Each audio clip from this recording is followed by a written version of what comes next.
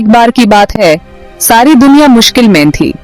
हर तरफ अंधेरा था और सब कुछ बिखर रहा था। आसमान बिजलियों से चमक रहा था और जमीन कांप रही थी। देवास यानी देवता अपनी शक्ति खो चुके थे। वो कमजोर और दुखी थे। उनकी आंखों में निराशा थी और उनके चेहरे पे थकान। उन्हें अपनी पुरानी शक्ति और प्रतिष्ठा वापस पाने की जरूरत थी। एक बुद्धिमान ऋषि ने उन्हें समुद्र मंथन करने को कहा। ऋषि ने कहा कि यह एक आखिरी रास्ता है जो उन्हें उनकी शक्ति वापस दिला सकता है। ऋषि की बातें सुनकर देवताओं में एक नई उम्मीद जगी। इस समुद्र में कई खजाने छुपे हुए थे, जिसमें एक खास ड्रिंक भी था जिसका नाम था अमृत। अमृत जो अमर बनाने की शक्ति रखता था और देवताओं को उनकी असली शक्ति वापस दिला सकता था।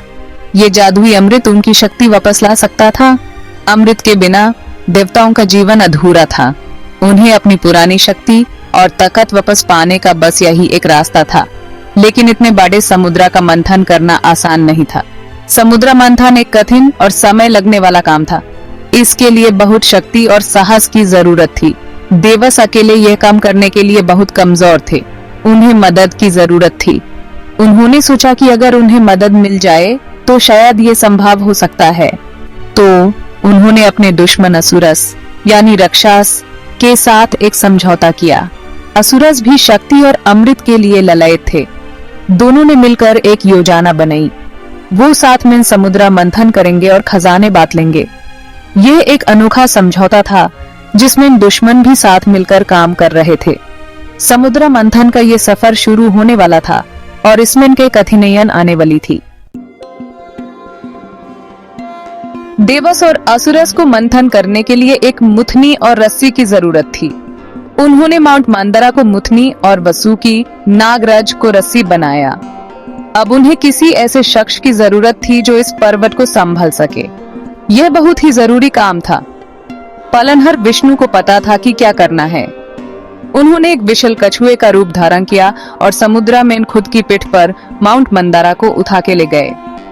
सब कुछ तैयार होने के साथ मंथन शुरू होने वाला था। सब देवियां यह देखने के लिए उत्सुक थी कि समुद्र में से क्या क्या निकलेगा।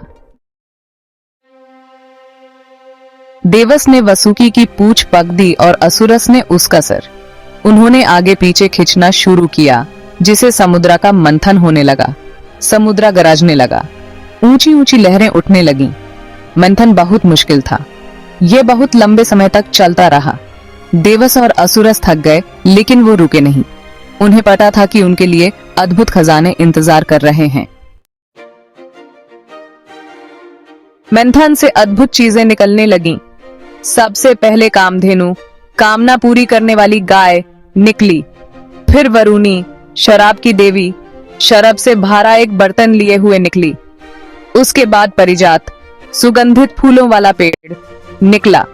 मंथन जारी रहा और भी खजाने सामने आए। ऐरावता नाम का एक सुंदर सफेद हाथी निकला।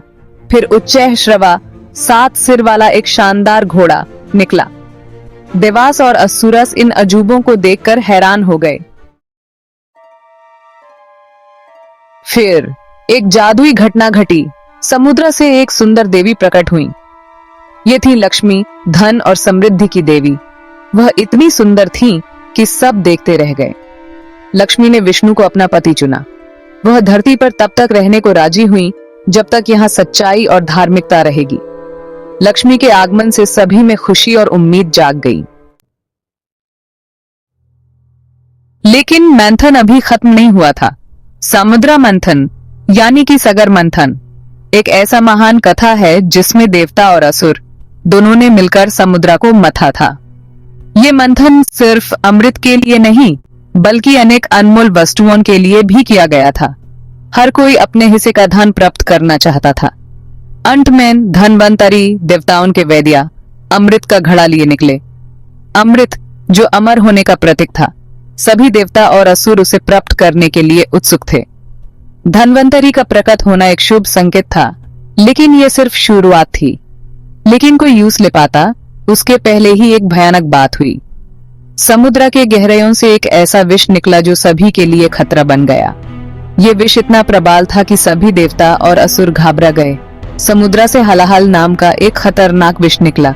यह विष इतना विषक्त था कि उसकी एक बूंद भी पृथ्वी को नष्ट कर सकती थी। सभी देवता और असुर इस विष से बचने का उपाय सोचने लगे। ये विष इतना खतरनाक था कि पूरी दुनिया को नष्ट कर सकता था। विष के प्रभाव से पृथ्वी पर जीवन का अंत हो सकता था।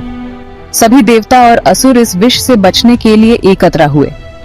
शिवा, संहार के देवता, को पता था कि उन्हें तुरंत कुछ करना होगा। उन्होंने बिना किसी विलंब के फैसला किया कि विष को स्वयं पीने का।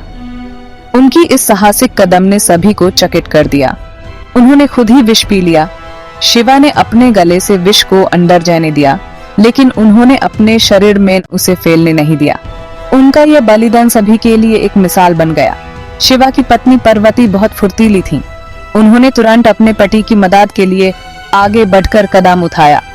उनकी चतुराई और प्रेम ने शिवा को बचा लिया। उन्होंने शिवा का गला पकड़ लिया ताकि विष उनके शरीर में न फैल सके। पार्वती ने अपने हाथों से शिवा के गले को दबा दिया, जिससे विष उनके गले में ही अटक गया और उनके शरीर में नहीं फैला। शिवा का गला नीला हो गया, लेकिन उन्होंने दुनिया को बचा लिया। उनका यह नीला गला, जो विष के प्रभाव से हुआ था, उनकी वीरता और बलिदान का प्रतीक बन गया। आज भी शिवा वह सिर्फ देखने वाली नहीं है, वह भाग्य को बनाने में सक्रिय भागीदार हैं। समुद्र मंथन हमें कई जरूरी बातें सिखाता है। यह प्राचीन कथा हमें जीवन के कई महत्वपूर्ण सबक देती है, जो आज भी उतने ही प्रासंगिक हैं जितने सदियों पहले थे। यह हमें बताता है कि बड़ी चीजें हासिल करने के लिए हमें मिलकर काम करना होगा, चाहे वो हमारे दुश्मन के साथ ही क्यों ना हो। देवताओं और असुरों ने अपने मतभेदों को भुलाकर एक साथ काम किया, जिससे हमें यह सीखने को मिलता है कि सहयोग और एकता से ही हम बड़ी से बड़ी चुनौतियों का सामना कर सकते हैं। यह हमें याद दिलाता है कि लालच और इच्छा मुसीबत का कारण बन सकते हैं। जैसे असुरास, जिन्होंने अमृत के लिए लड़ाई की, उनकी लालच ने उन्हें आपस में लड़ने पर मजबूर कर दिया, जिससे हमें यह सीखने को मिलता है कि अत्यधिक लालच और स्वार्थ हमेशा विनाश की ओर ले जाते हैं। यह कहानी संतुलन के महत्व को भी दर्शाती है। जीवन में संतुलन बनाए रखना अत्यंत आवश्यक है, चाहे वह हमारे व्यक्तिगत जीवन में हो या समाज में। संतुलन ही हमें स्थिरता और शांति प्रदान करता है।